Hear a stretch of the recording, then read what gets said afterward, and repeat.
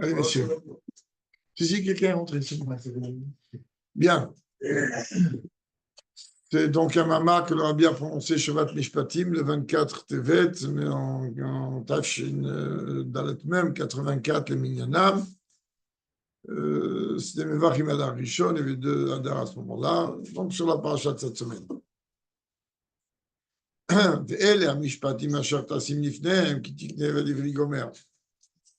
Et voici les lois que tu poseras devant eux lorsque tu acquerras un esclave hébreu, etc.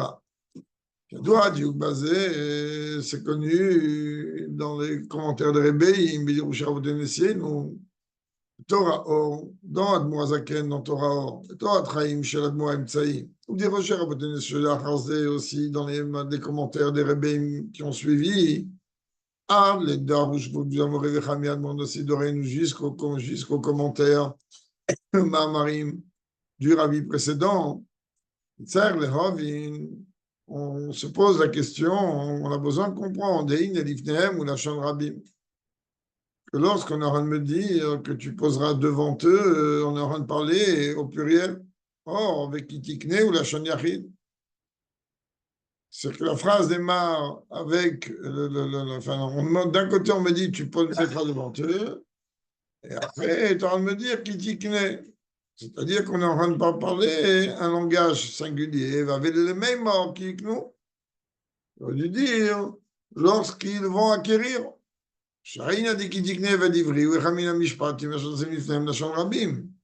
Qu'en vérité, cette loi du Eved Ivri, c'est de l'esclave hébreu, c'est une des lois parmi les Mishpatim, parmi les nombreuses lois que Moshe Rabbeinu devait exposer, expliquer au peuple juif. Donc à la base, il aurait dû être écrit Kitikiknu lorsqu'ils vont acquérir au pluriel. Quand ça, il y a une autre question qu'on se pose. Ça veut dire quoi devant eux? Chaque fois que tu es en train d'enseigner une loi, sur que c'est devant eux, ça veut dire quoi devant eux? Aussi, on a besoin de comprendre. Ici, comme Rachid dit au début, le VL avec le Vav du début, ça veut dire, Rachid me dit que s'il n'y avait pas écrit Vav, alors ça aurait annulé tout ce qu'on a appris auparavant, c'est-à-dire ça aurait mis de côté tout ce qu'on a appris auparavant, mais le fait qu'il y ait un Vav, ça veut dire qu'on est connecté, donc c'est la continuité de ce qui a été dit auparavant, donc la suite du matin de Torah. Rabbi il dit, puisque déjà la paracha, elle traite des mishpatim, des lois, rempli de lois sociales, comme on a pu le voir, Rachid très long. Alors, la question est, pourquoi on commence par l'île de d'Ivry? Ça manque toutes les lois sociales qu'on a besoin de commencer par l'île de d'Ivry. Et surtout, le Rabbi nous dit, d'avoir dire que là, c'est pas une chose qui est fréquente. C'est pas une chose qui, en vérité, on côtoie tellement tous les jours, encore moins aujourd'hui, pour venir dire, attends, il y a une urgence. Donc, dès qu'on veut parler de Mishpatim, la première loi qu'on va parler, c'est la loi de l'esclave hébreu. Je sais pas, parle-moi d'un dommage que je vais causer à autrui, parle-moi d'un objet trouvé, parle-moi de toutes ces choses-là que je côtoie à chaque instant de la vie et de la journée. Parle aujourd'hui du digne de Ben Ivry. Pas trop ce que ça veut dire, a priori. Comment d'ailleurs on le déduit de ce que les Chachamim nous ont enseigné, Rachid le rapport dans son commentaire. En plus, ce n'est pas n'importe qui vient, il peut être Eved Ivri, il y a des lois, il y a des règles, il y a des situations particulières. Ce n'est pas quelque chose comme ça courant, comme on voit d'ailleurs dans le Rambam d'aujourd'hui, où on a terminé les lois de Mamrim, on est rendez-vous là-bas, les dernières lois de Mamrim avant d'entrer dans les Chotavelut, à Evel plutôt, pas Velut. Alors on a le Rambam, il parle du digne de Ben Sorer Moré, c'est-à-dire du fils rebelle, de l'enfant rebelle. C'est une loi qui est pratiquement jamais arrivée, car elle est pratiquement jamais applicable, tellement il y a des détails. Il y a tellement de détails. Et en plus, c'est une loi, comme dit Rambam, qui est ponctuelle pendant un certain temps limité. Donc, c'est une loi qui arrive pratiquement jamais. Alors là, il a rien à dire. Il ne dit pas que ça n'arrive jamais, le din de Vedivri. Mais il a rien à dire. C'est quelque chose où il y a tellement de détails avant que cette loi peut être applicable. Qu'est-ce que tu parles de ça maintenant? Tous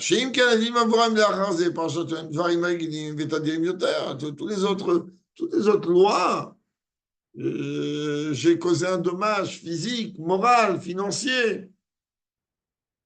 Ma relation avec un autre juif, ma relation avec un goy, toutes ces choses-là, j'en ai besoin. Et c'est beaucoup plus fréquent, beaucoup plus courant. Tu parles de Mishpatim, ce sont des lois logiques. Donc, commence par autre chose.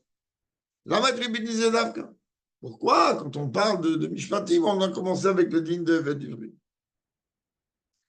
Faire leur vie, on a besoin de comprendre Maudi ou Kalachon qui tikne d'Afka avec le Lachon Acher. Si on a besoin de comprendre qu'est-ce que ça veut dire qui tikne lorsque tu vas acquérir et pas un autre langage. Autre Kamadioukim ne savent pas ce que c'est, mais surtout, encore, il y a d'autres explications, commentaires, questions qui sont soulevées par les Rébéim concernant tout ce passouk-là, ce digne de Vedivri. C'est très, très, très flou. Bon, évidemment, en plus, il n'y a pas que Vedivri, il y a Maïvria, il y a Evet Kenani, il y a encore d'autres. Mais aujourd'hui, étant donné que la Torah, elle est éternelle et elle est de tout temps, aujourd'hui, parce qu'on a besoin tellement de me parler de ce digne. Et le fait que la Torah l'a mis en valeur en premier lieu lorsqu'elle parle de Mishpatim, c'est qu'il y a forcément un enseignement que même moi aujourd'hui en Tafshin Peh, je vais pouvoir en tirer un enseignement. Alors ça m'a marqué pas très long, mais vous connaissez mon opinion sur les mamarim qui sont pas très longs. Mais écoute, ta bio-basé, vérité, l'un des points que l'on peut expliquer, il est comme ça. Dommage quand tu quittes la shonyachit kae adel el, min dirtiv el mishpatim shatasim. Alors c'est en vérité en fonction de ce qui est rapporté plus haut. Donc, on aura de dire, Ve'ela mishpatim asher tassim, on aura de parler à qui? Dieu il s'adresse à Moshe Rabbeinu et il lui dit, voici les lois que tu vas poser. Tassim lashon rabim. Yachid, pardon. Que tu mettras. On aura de parler de quoi? Haïnu de inyanze de kidikne walide Moshe Rabbeinu shal nemar shel tassim lifne. Donc, en vérité, cette loi de Kitikne et Vedivri, c'est un langage, non pas à la base de Dieu vers le peuple juif, mais c'est un langage à la base de Dieu vers Moshe Rabbeinu pour qu'il transmette au peuple juif. Donc là, on comprend pourquoi il y a ici un langage singulier et pas un langage pluriel. Ce qu'on a dit au début, le Rabbi rapporte maintenant, c'est très bien que le Vav de Ve'ele vient faire une connexion avec les 10 commandements et ce qu'il y a avant. C'est-à-dire que de la même manière que les 10 commandements et toute la Torah entière, inclus dans les 10 commandements, on a reçu du Har Sinaï, de la même manière, ces lois-là, qui ont l'air de, pas l'air, c'est des lois sociales au sens le plus basique du terme. Alors, on ne vient pas dire qu'en vérité, ce sont des lois qui n'ont rien à voir. On a voulu réfléchir et penser que c'est une chose bien ou pas bien. Non, ce sont. De la même manière que Moshe il a reçu toutes les lois du Har Sinaï, toute la Torah du Har Sinaï, ben même ces lois sociales, il les a reçues du Har Sinaï, et donc, c'est ça qu'on aura de lui dire à lui. Donc, Kitikne, on ne peut pas le dire au pluriel car ça s'adresse à Moshe Rabbeinu. Et la loi est transmise à Moshe de manière à ce que lui, il la transmette ensuite au peuple. Donc là, on a résolu a priori un problème. Maintenant, des pirouches livnem, alors maintenant on a posé la question, ça veut dire quoi devant eux? Les pirouches livnem, maïnou les pnimiotam. Livnem, le mot panim en hébreu, qui veut dire visage d'un côté, dit devant eux, face à eux. D'accord? Le mot panim, c'est le même mot que pnim. C'est ça qu'on dit qu'un visage, il retranscrit l'intériorité de la personne. Donc là, L'ifnehem, c'est l'ipniutam, c'est-à-dire que le peuple juif doit intégrer clairement ces lois-là, ces lois sociales.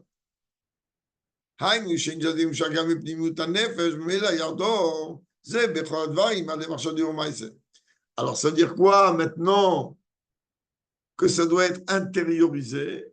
Ces lois-là, elles doivent être intériorisées chez chacun d'entre nous, jusqu'à même qu'elles vont arriver à influencer, à transformer, à changer mes pensées, mes paroles et mes actes. Et même quand on dit Vnem, on parle ici de Pnimiout, c'est-à-dire voir la manière approfondie de ce que ce message il veut transmettre du digne de Evet d'Ivry.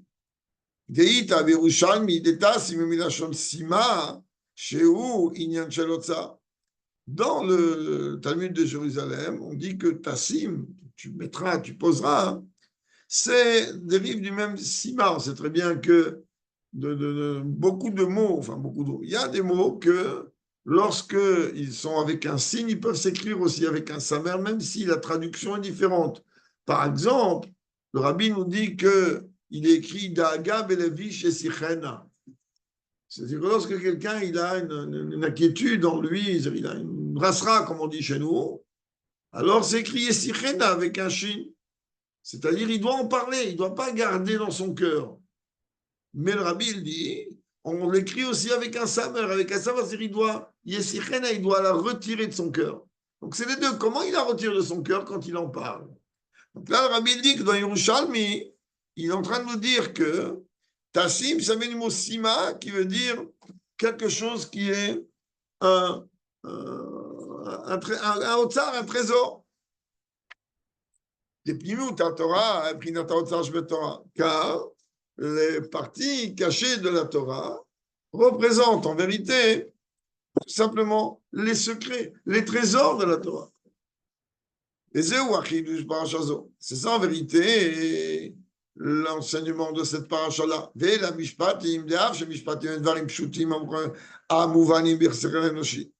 Parce que même si en vérité ces lois, ce sont des lois à la portée de tout être humain, et tout être humain est capable de les comprendre. Ce sont des lois logiques. Des lois logiques. J'ai causé un dommage à quelqu'un, c'est normal qu'il doit y avoir une réparation. Peu importe de quelle manière, mais il doit y avoir une réparation, c'est logique. On n'est pas dans une jungle, on ne fait pas ce qu'on veut. Donc, toutes ces lois sociales, c'est des choses qu'effectivement, d'abord, elles sont faciles à comprendre, et en plus, elles rentrent facilement dans la tête. Pas besoin de. C'est pas des chukim qui sont des lois complètement au-delà de la logique. Même les témoignages, avec un tout petit peu de réflexion, on comprend. Comme par exemple, là, on est en train de me dire Pessah. Si Dieu n'avait pas ordonné que le 15 Nissan, on se réunit et qu'on mange des matzot et qu'on va consommer un sacrifice pascal, on n'aurait peut-être pas trouvé tout seul. Mais à partir du moment où ça a été ordonné par Dieu, on comprend que oui, il y a une relation, on comprend la relation pour se souvenir mais les mishpatim, eux, ils représentent les lois totalement logiques, les lois qu'on comprend facilement. Ben, Marazal, comme la Gemara elle dit, que si le rabbi rajoute Chazé Shalom, c'est pas marqué là-bas Chazé Shalom, que si, moi je vais prendre que les mots du rabbi, si Dieu préserve la Torah n'avait pas été donnée, eh ben, on aurait regardé comment un chat il se comporte, on aurait appris la pudeur du chat, et on aurait appris le vol d'une fourmi, et on aurait appris de chaque insecte ou animal qui est autour de nous un comportement. Je vais dire, attends, mais si un animal, il se comporte, un insecte, il se comporte de cette manière, moi qui suis un humain, raison de plus que je dois me comporter encore mieux que ça. Donc, en vérité, c'est ce qu'on appelle les mishpatim. C'est des lois totalement logiques. Et que l'intellect y comprend. Quand chacun lui dit il dit, comme makom. Gabem, yesh no inyan apnim mishebam. Mais quand même, le rabbi, il dit, comprend bien, on est en train de parler de la Torah de Dieu. On n'est pas en train de parler qu'à partir du moment où ces lois-là, elles rentrent dans ma logique à moi, alors c'est très bien, j'ai compris, j'ai pas compris. Pas du tout. Il faut que tu comprennes que dans un autre mama, Maïmor de Chaïsara Vov, Là-bas, le rabbi explique les différents mitzvot, différents degrés. Et Vaïra même Vov.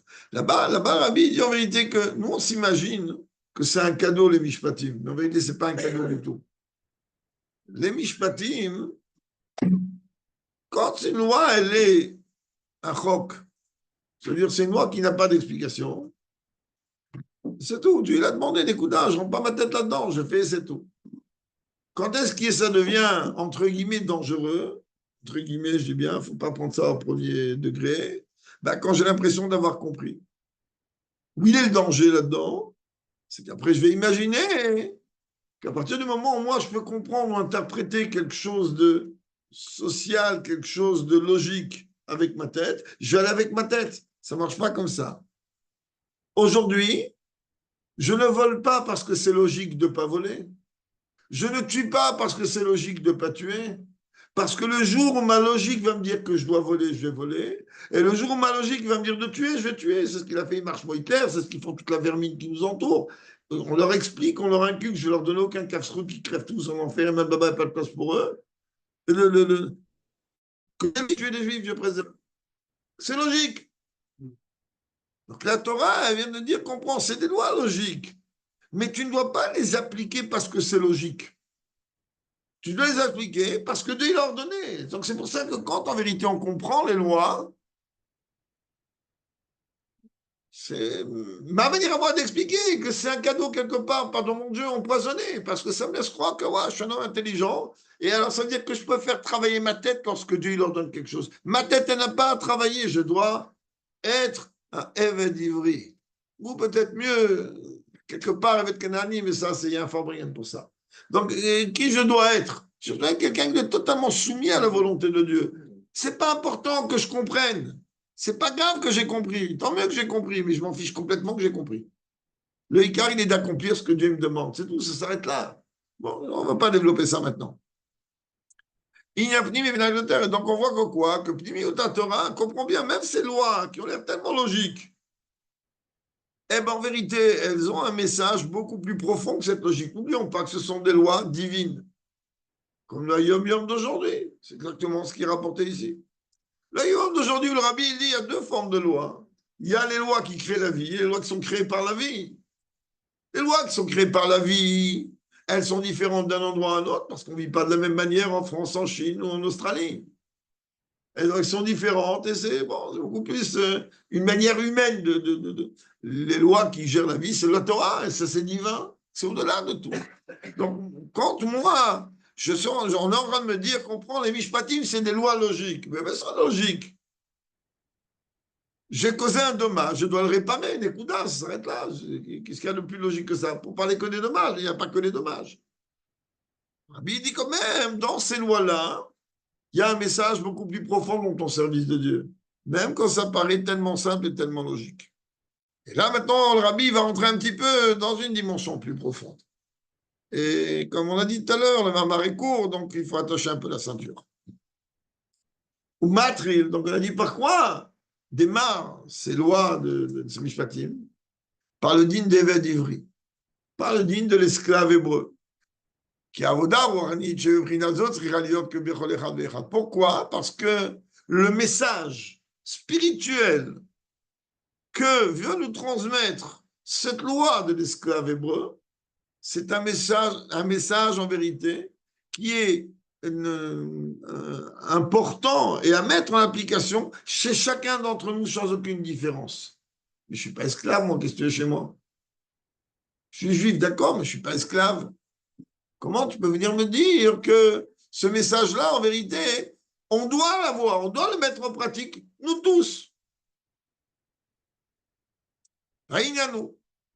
Traduction. Il est rapporté une phrase comme ça dans les prophètes, que Dieu il dit, j'ai planté dans la maison du peuple juif, c'est-à-dire parmi le peuple juif, une semence humaine et une semence animale. De quoi on parle ici? Des Tchamot Israël, les Beth Madrigot. les âmes juives, elles ont, en règle générale, deux niveaux. Il y a Prinat Zera Adam et Prinat Zera Behema. Il y a une dimension, c'est une notion très très profonde. Le rabbi ici va passer un peu vite, heureusement.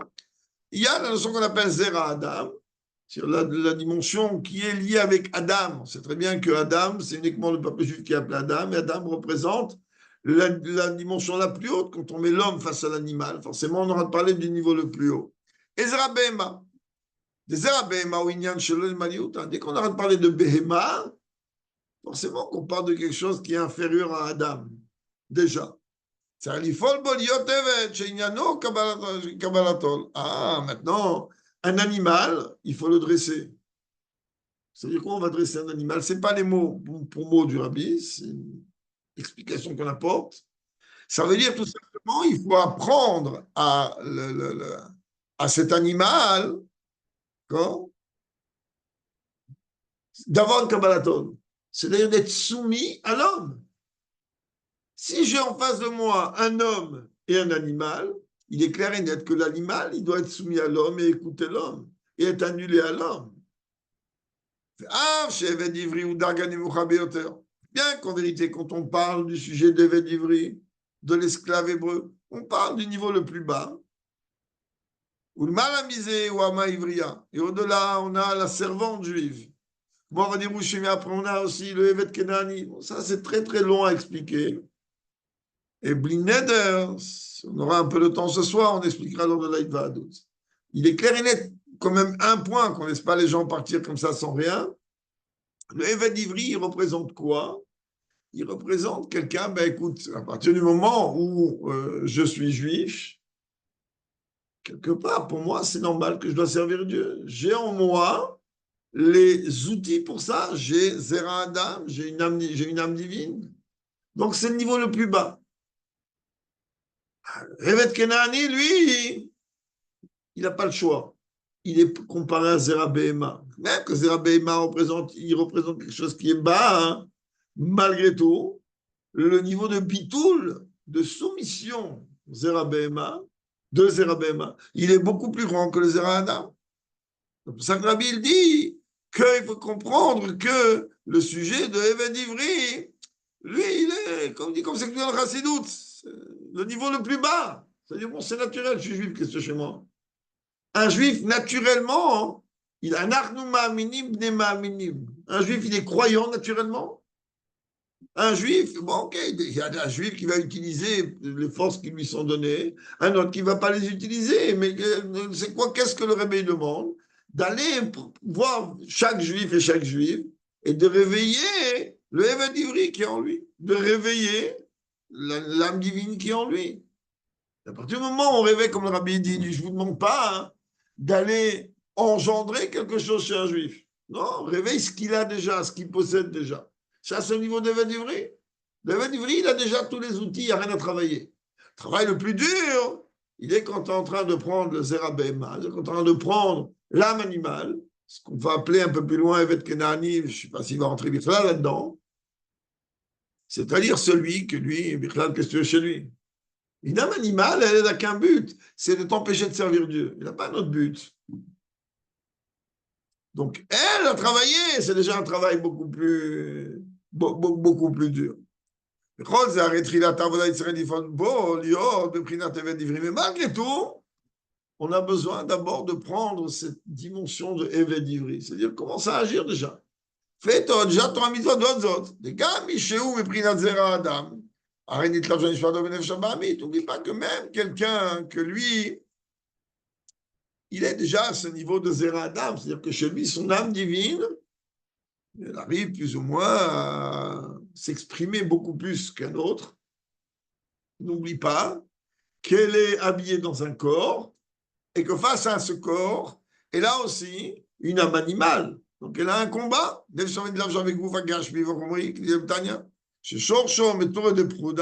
Comme le Tanya explique, d'où ça vient? Ça vient de tout ce monde d'impureté, de toute cette dimension d'impureté, de séparation, de piroud. Mais en plus, qu'on comprenne bien, la partie de l'âme qui habite le corps, elle est là, oui, une relation avec le travail du corps.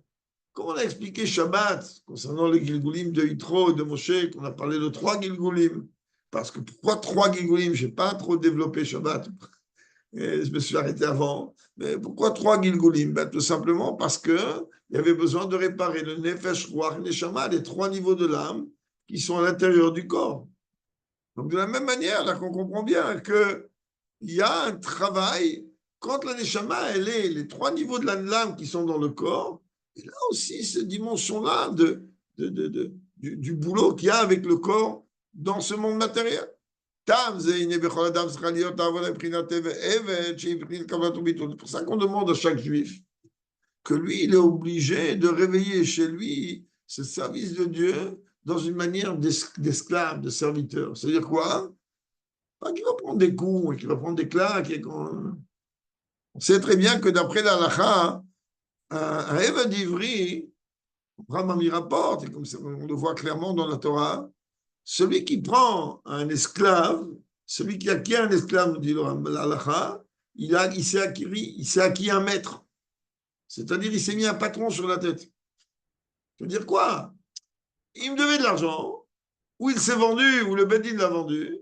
Il va bosser pour moi au moins 6 ans, enfin, au plus 6 ans, pardon. D'accord? Je suis au top. On dit, attends, du calme, tu es au top de quoi? Tu n'as pas le droit de lui donner des travaux avilisants, tu es obligé de lui donner à manger avant toi. Et tu travailles chez lui, quoi? Je n'ai pas compris, moi. Donc, en vérité, le Inyan de Eved Ivri, c'est l'Inyan de Kabbalatol. Eved, c'est Kabbalatol. On sait très bien hein, que ça veut dire avoda, un travail, un service, ça dérive du mot iboudorot, tanner des pots. Tanner des pots, c'est un travail. C'est quoi tanner une peau? On prend une peau, allez voir, il y a une usine ici au réseau Atassia, il y a une usine qui fabrique des parchemins. Là-bas, ils font du hiboudorot. Tu ne reconnais pas que quand tu vois tu as une peau de vache ou une peau de mouton, et que cette peau de vache, cette peau de mouton, elle devient après un parchemin dans lequel on va écrire un Sefer Torah de Tfilim de Mezuzot. Et le travail est tellement grand que c'est une transformation totale. Alors, quand on va parler de Avodat Atfila, Avodat Atfila, les gens ils pensent que ça veut dire il faut que tu pries. Mais pas du tout, mon frère. Rien à voir avec la prière. Avodat Atfila, il faut que ta Tfila, ça soit quelque chose qui va te transformer totalement. On ne te reconnaît pas avant la Tfila et après la Tfila, tu n'es pas le même personnage. Comme cette peau qui a été tannée, c'est-à-dire qui a été travaillée à un point, tu ne la reconnais plus avant et après, sans compter les odeurs. Tu ne la reconnais plus. Donc, on a de dire Avodat Atfila, ça veut dire qu'il faut que tu travailles à un point tel que tu n'es plus du tout le même personnage. Ça, c'est Iboudorot. Haïnou. Chez Mabed ou Meshanet Tivori, ça veut dire que tu vas changer totalement ta nature et tes habitudes.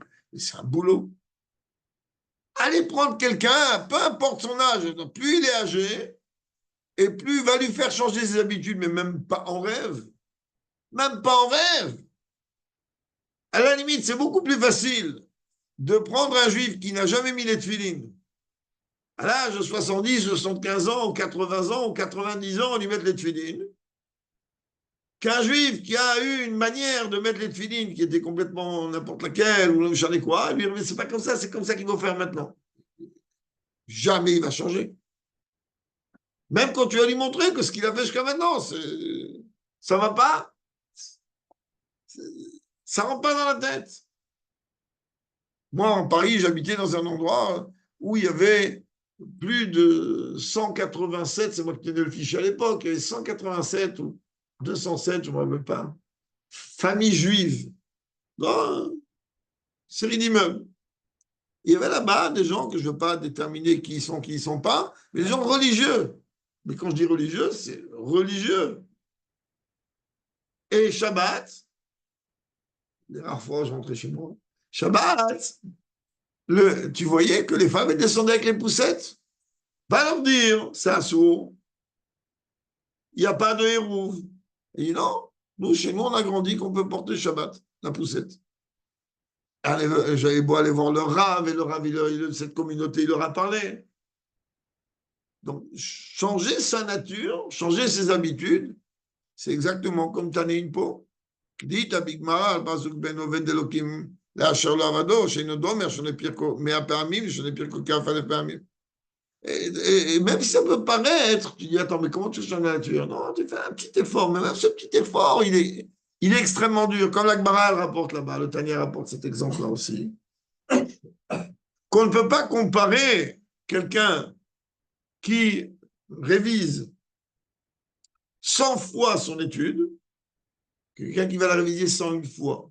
Pourquoi? Comme chacun le sait, à l'époque, c'était naturel à tout élève d'une structure d'études de réviser 100 fois le texte qu'il apprenait. Va lui dire fais une fois de plus, c'est impossible. Le Tanya, il prend quoi comme exemple? Il dit c'est exactement comme tu vas aller, on peut traduire avec des termes modernes aujourd'hui, tu veux louer une voiture, tu as droit à 100 km gratuits, tu as fait 100 km et 1 km de plus, tu vas payer le double. Je dis mais pourquoi? C'est 1 km seulement. Oui, mais tu es déjà plus dans le système. Tu es déjà hors circuit. Tu es déjà. La Gemara, elle dit à l'époque, c'est pareil. Pourquoi? Tu veux dire entre 100 et 101, bien qu'il y a toute une raison. La Chassidoute, c'est quoi 100 et 101? On ne va pas rentrer là-dedans maintenant. C'est pour ça qu'il faut essayer d'apprendre la Gemara dans le. Ça sera un peu plus profond. Mais on va rester pour l'instant dans le basique. Alors, 100 et 101, il n'y a qu'une fois de plus. Mais je n'ai pas l'habitude d'une fois de plus. Changer mes habitudes. Waouh! Tu comprends ce que tu me demandes? Il colle à Pirouchim Shabbatov. Le rabbi dit avec tout ce qu'on peut expliquer sur ça. Chez Nekuda, Tami, chez Mispar Mea, Zeutivo Virguluto Shalat, Avshim Kamsach Mea Be'alef, Zeuinia chez Kabbalatol, Ve'avod Aminashon Orot Abudim, chez Me'abel, Mishanet Virguluto. Parce que 100, c'est courant. 101, c'est sortir de tes habitudes, sortir de ton courant, sortir de ton confort. J'ai l'habitude. Dès qu'on va venir te dire, vas-y maintenant, change un peu ton habitude, un peu. Tu vas dire, c'est impossible pour moi, mais c'est rien. Non, je ne peux pas. C'est un travail, c'est dur. Mais c'est ça que la Torah me dit, que lorsque tu vas acquérir un esclave hébreu, 6 ans il travaillera pour toi, et la 7e, il sortira libre. Davod, Azo Shel Kabbalato, Libei, Becholek Avazman, Anichat Mispar Shesh. Ah, quand est-ce qu'on a besoin d'un Kabbalato? Quand est-ce qu'on a besoin que tu te soumets à ce qu'on te demande de toi, ce que ton maître demande de toi? Ça marche avec le chiffre 6. Le chiffre 6, il représente la limite du cycle naturel qui, lui, est du chiffre 7. Le chiffre 7, lui, représente le cycle dans sa nature. Il y a 7 jours de la semaine, il y a les 7 années de Shemitah, il y a les 7 fois 7, il y a les 7 cieux. C'est un cycle naturel. Mais dans ce cycle naturel, le 7e, le 7e, il est élu, il est comme le 7e jour de la semaine, c'est Shabbat. Il est à part. Donc, si tu vas mettre le Shabbat à part, ça veut dire que le cycle hebdomadaire, il est de 6. Le monde, il a été créé pour combien de temps? Pour 6 millénaires. Bereshit, c'est Bara, Shet. Il a créé pour 6. Donc, le chiffre 6, il représente la dimension dans laquelle tu as un job particulier à faire. Bedougma Shanim, les Shana Ashvit, comme les 6 ans et la 7e année qui est la Shemitah. Ashvit, il y a 6 Shanim Veyom Shabbat. Pareil, dans la semaine, tu as 6 jours, tu as le Shabbat. וגם אין זה 7 שמיטות ויובל, il y a par exemple 6 שמיטה le Yovel qui est la 7e. Chaque jour, il a sa force, il a son travail. Il a besoin, comme le Zohar rapporte ça. En vérité, chaque jour, il a son travail, chaque jour, il a un sens, il apporte un travail particulier et une lumière particulière. C'est ça qu'ici on est venu te dire, il va travailler 6 ans. Parce qu'il faut que pendant les 6 ans, alors le travail soit le même à chaque instant. Et après arrive seulement le Shabbat. C'est-à-dire, tant que tu n'es pas Shabbat, alors le travail doit être le même. 6 jours, tu travailleras. Il n'y a pas de chômage. Quand il va y avoir le repos, dès que Shabbat y rentre. Mais tant que Shabbat n'est pas rentré, alors tu as cette obligation d'œuvrer, de travailler. Pareil, l'esclave hébreu, il va servir son maître avec soumission totale pendant les 6 ans. La 7e, il est libre.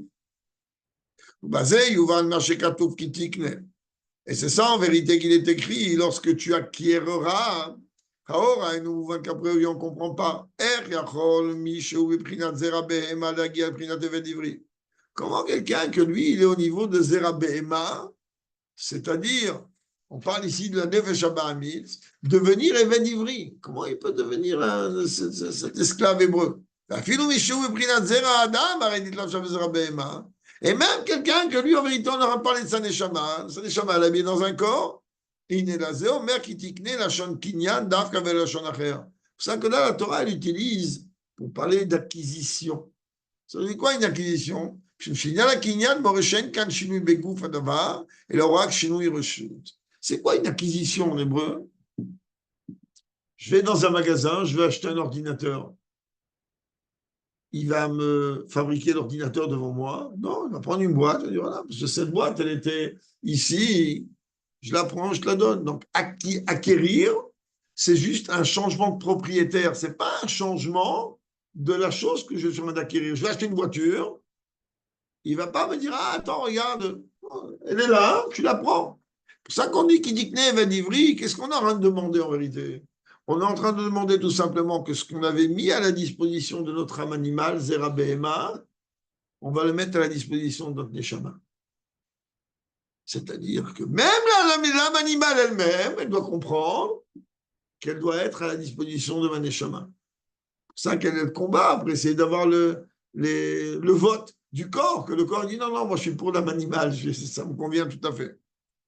Mirshut amochel, shut aloker, kinyan, c'est quoi? Ça passe de chez le vendeur chez l'acheteur. Ici, on ne voit pas de choses nouvelles. Et la guilou et l'embilval. Il y a tout simplement, tu dévoiles quelque chose. C'était caché chez lui, c'est dévoilé maintenant chez moi. La bure basée, comment on explique ça? Voilà qu'il est écrit, donc c'est peut-être dans la Gada. Vos ancêtres se sont installés de l'autre côté du fleuve. Haïnou, chez Makor, Neshamot Israël, Gam Prinat Zera Behema, ou Prinat Everanar, chez le Mal Serge Tashlut. Ça veut dire que la source des âmes juives, même celles qui sont au niveau donc, de Zera Behema, alors c'est même celles qui elles vont descendre et qui s'habillent dans un corps et qui sont face à une âme animale, etc. Alors il faut que tu comprennes que leur source, elle est au-delà du Seder Ishtalshelut, au-delà de l'enchaînement des mondes. Alors tu vas me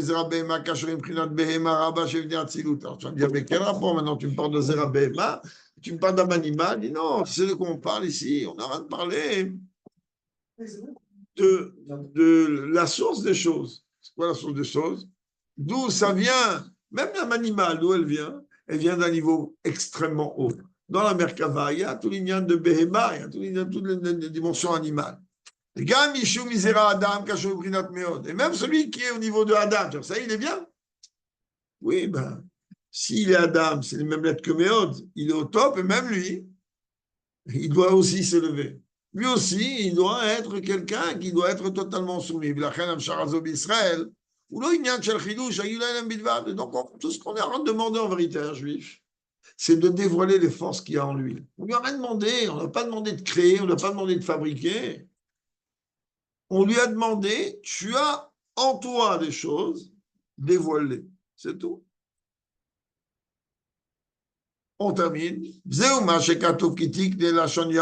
ça qu'il est écrit lorsque tu acquerras dans un langage singulier, on a dit au début du Mahama, que cela fait référence à Moshe Rabbeinu, qui Amshach Hazon installé des méchants. Car cette projection, cette acquisition, elle se fait par le biais de Moshe Rabbeinu. Ou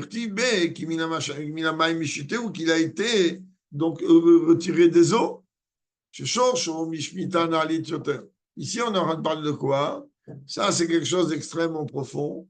On est en train de parler que le shoresh de Moshe Rabbeinu, on sait que lorsque Dieu il a créé le monde, il y a des dimensions de travail, d'œuvre, et après, il y a comme un arrêt, comme une rétention qui va permettre ensuite de donner possibilité à autre chose. Alors, il y a là-bas expliqué dans le langage de la Kabbalah que là-haut, dans la création des mondes, il y a 7 shmitot.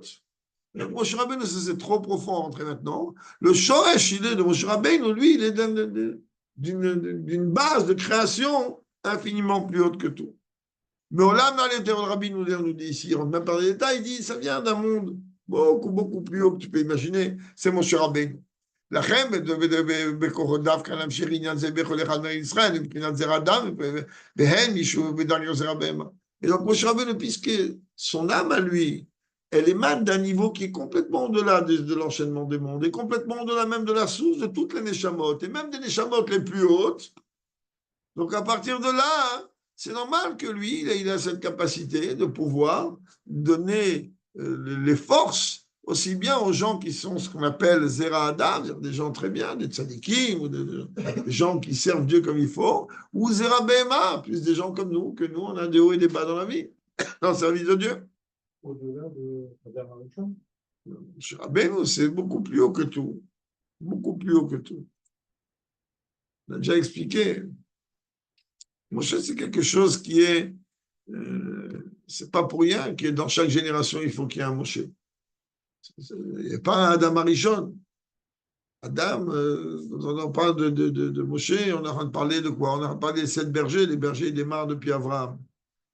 Le Zohar, en vérité, bien que le rabbi, chaque fois qu'il cite ce Zohar, il ne cite que Bechaldar Avedar et Pashtuta de Moshe. Le rabbi cite uniquement que le Zohar, il dit que dans chaque génération, il y a un Moshe. Mais là-bas, dans le Zohar, c'est clair que je ne suis pas en train de dire que c'est faux ce que le rabbi dit, Dieu préserve. C'est-à-dire que le rabbi ne prélève que ça. Mais dans ce Zohar là-bas, il est écrit Bechaldar Avedar et Pashtuta de Avram, et Pashtuta de Yitzhak, Pashtuta de Yaakov. Dans chaque génération, il y a aussi un Avraham, il y a un reflet des 7 bergers du peuple juif. Mais comme toute la Nekuda du Rebbe et les Vecholashvin viennent de mettre l'accent sur le 7e, car c'est lui qui a fait le travail de faire descendre Dieu ici-bas. Donc Rabbi ne rentre pas dans lien qui c'est le Avraham de la génération, qui c'est le Yitzhak de la génération. En général, ce sont des grands tzadikim. On est d'accord, mais l'accent, il est dans le travail de Abraham ou le travail de Amram avant Moshe, c'est encore dans les mondes supérieurs. C'est-à-dire, tu vagues dans des eaux douces, tu vagues dans des eaux qui ne sont pas tumultueuses. Ce monde, c'est des eaux tumultueuses. C'est dans ce monde on devient fou, tellement les vagues, elles vont dans tous les sens. Et donc, faire descendre la Shrina du niveau le plus haut vers le niveau le plus bas, tant qu'on est dans les cieux, comme ça le Rabbi explique dans le Bati Legani, tant qu'on est dans les cieux, tu vagues dans le spirituel. Ok, c'est d'un ciel à l'autre, c'est très important. Mais le plus compliqué, le plus horrible a été le travail de la génération de Adam, enfin de Adam, pourquoi la génération? De Adam, que lui, il a chassé la Shrina de ce monde vers le premier ciel. Ça, c'est la plus grande catastrophe. Et la plus grande victoire, elle est de faire descendre la Shrina du ciel sur terre. Parce que tout ce qui est en haut, c'est très bien. Jusqu'à maintenant, quand on fait une bracha, alors Dieu, il s'exprime dans tous les mondes. C'est très bien, c'est très joli. Mais nous, qu'est-ce qu'on veut? On veut la bracha ici-bas. Mashiach, il existe aussi en haut. Qu'est-ce que ça m'apporte? Le Beth Amikdash, il existe aussi en haut. Ça m'apporte quoi? Rien du tout. Rien du tout. C'est un peu relatif. C'est une façon un peu brute de parler. Mais d'une manière concrète, Tarles, on veut Mashiach ici-bas, comme le Tzemar Tzedek, il a dit. C'est même pas mes mots. Tzemar Tzedek, lui, il a posé la question. Il dit, mais je ne comprends pas comment Mashiach n'est pas venu alors que l'Admoazaken, mon grand-père, il avait donné une date. Il a donné un quête, une date. Alors, on lui a répondu, mais le Torah, l'écoute Torah a été imprimé. C'est pas qu'il a dit on s'en fiche de Torah, l'écoute Torah. Il a dit, ok, mais moi je veux m'acheter concrètement en bas. C'est très bien que ça ait été imprimé.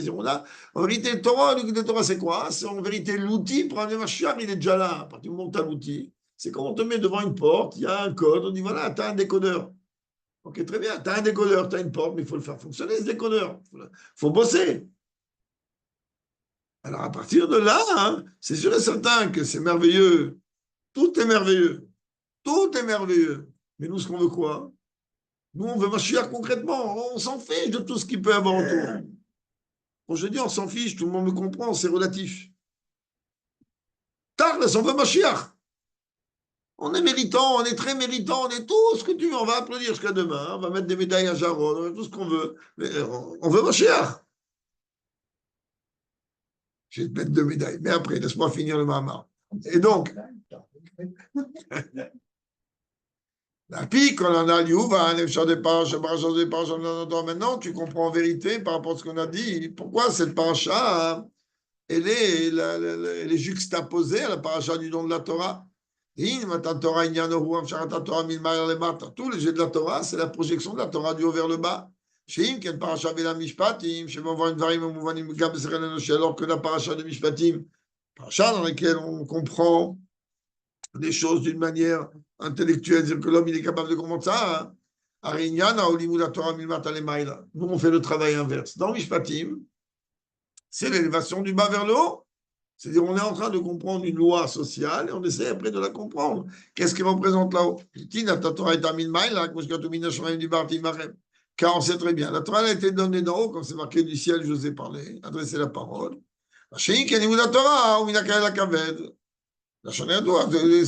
l'étude de la Torah, elle est comment? L'étude de la Torah, on va des choses les plus simples, des choses les plus compliquées, comme le langage connu.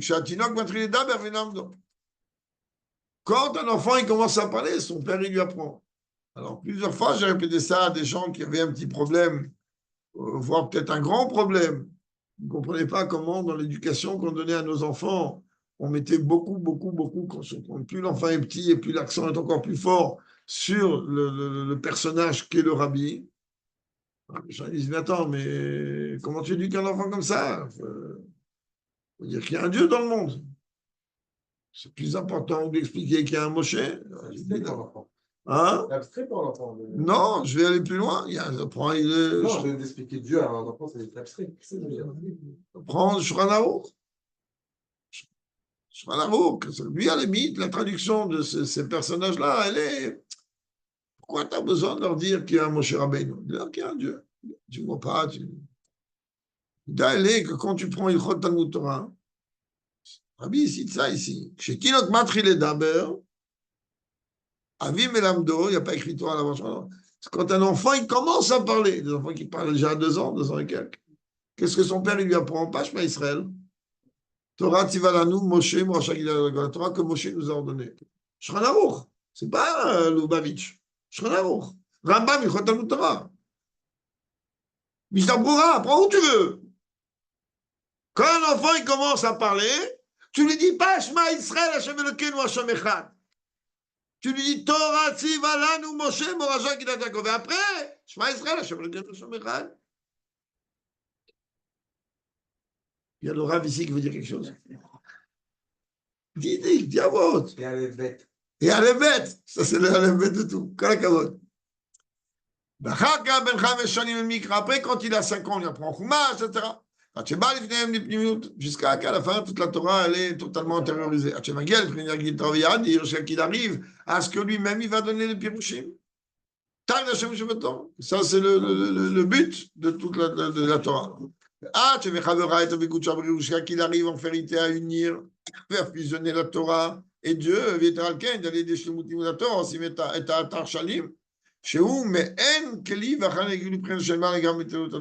jusqu'à qu'on arrive en vérité à faire quoi? Qu'à travers l'étude de la Torah, on va former un seul et même bloc, c'est-à-dire qu'on verra comment Israël aura été avec comme le peuple juif. Dieu et la Torah, c'est une seule chose. Comme c'est marqué que Dieu dit, Lorsque vous étudiez la Torah, c'est comme si Kaviachol, évidemment, pas prendre ça au sens basique du terme, vous m'avez fait. C'est quoi vous m'avez fait? Les ambassadeurs de Dieu dans le monde, c'est le peuple juif. Un ambassadeur, il a beaucoup plus de responsabilités qu'un président de la République dans son État. Le président de la République dans son État ou un Premier ministre ici en Israël, il peut faire des bourdes. Ok, maximum, il dit à tout le monde de nous faire cuire un œuf, c'est ce que je veux chez moi. Mais un ambassadeur, waouh, un ambassadeur, c'est lui, il fait une bourde, c'est une catastrophe. C'est ça le peuple juif. On est les ambassadeurs. Nous, on ne peut pas se permettre de faire des bourdes. On est les représentants de Dieu. Donc, même vis-à-vis des nations, vis-à-vis des goïms, on n'a pas le droit de faire des bourdes. On n'a pas le droit. Le Chilul Hashem, que Dieu préserve, que un juif il peut provoquer vis-à-vis d'un goï, il est pire que vis-à-vis d'un juif. C'est pire. C'est une catastrophe où il n'y a pas. C'est très, très dur. Que beaucoup de gens ils comprennent de travers beaucoup de lois de la Torah là-dessus, mais il y a un calmacom, comment on zoome, comment on.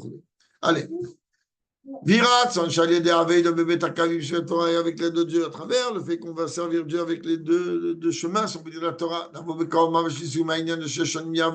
va arriver, c'est aussi bien la Torah dévoilée que la Torah cachée, on va arriver rapidement à la conclusion du sujet de 6 années. Alors on va travailler, on va œuvrer. On